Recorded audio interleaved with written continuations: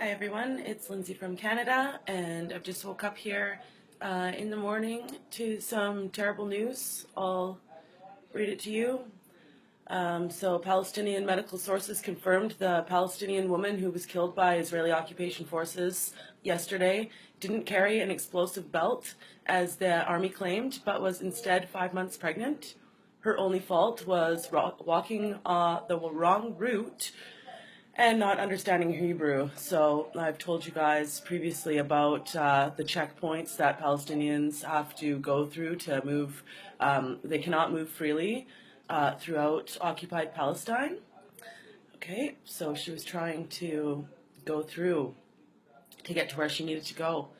The Israeli police and army tried to come up with various allegations.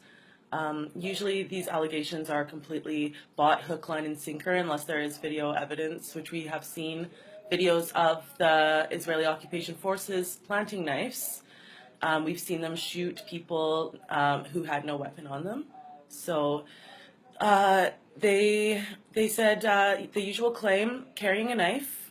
They then tried to claim that she was wearing an explosive belt, and this is what the article said: the only thing she carried was her fetus. The slain woman has been identified as Maram Salah Abu Ismail. She was 24 years old, a mother of 2 children, Sarah, who was 6, and Remes, who was 4. Her brother, Ibrahim Taha, he was only 16 years old. He was killed while he was walking with her, heading to Jerusalem, after she obtained for her very first time a permit to enter the city. Could you imagine needing a permit to enter a city in your province, in your state, because you're brown, okay? So you might be a terrorist.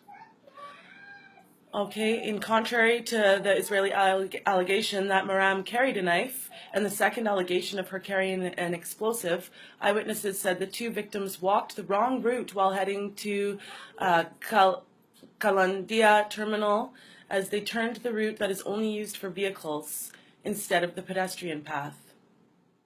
The soldiers then started shouting at them in Hebrew, a language that neither her or her brother understands.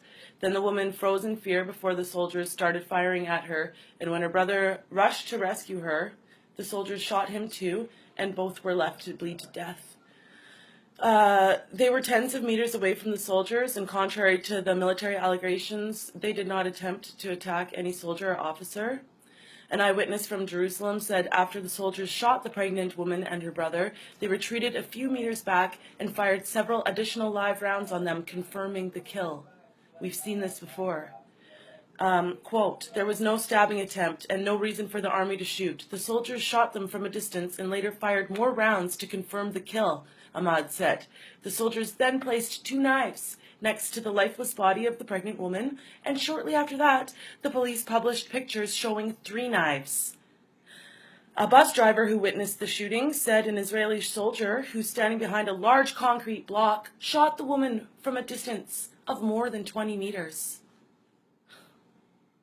Neither the woman or her brother posed any threat to the lives of the soldiers, as always. They were very far away from the nearest soldier, and they didn't pose any threat to them. They were walking the wrong route. That's what another witness has said. So it's worth mentioning that a Palestinian ambulance rushed to the scene, but the soldiers closed the entire area, which we've also seen them do this before, preventing the medics from reaching them, and so then they bled to death.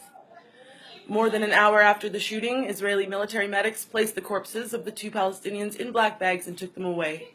One day before this fatal shooting, a Palestinian man in his 60s nearly faced the same fate when he walked this same route, but when the soldiers started shouting at him, he understood Hebrew, so he was able to get away. So here we go. Here we go again.